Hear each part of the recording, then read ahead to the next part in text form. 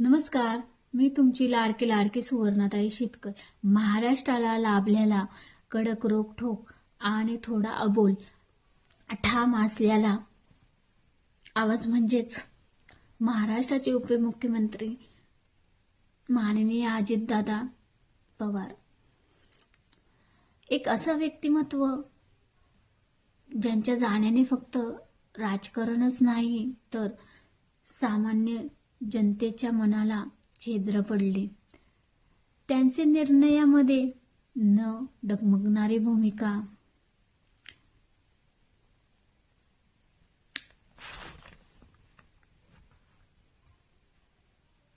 हाकेला धावून जाणारा हक्काचा आणि कामाचा माणूस म्हणजे अजितदादा साहेब. काही व्यक्ती फक्त पदावर नसतात, एका भूमिकेवर असतात. काही व्यक्ती कुठल्या पदाने नव्हे कार्याने मोठे असतात. धन्यवाद.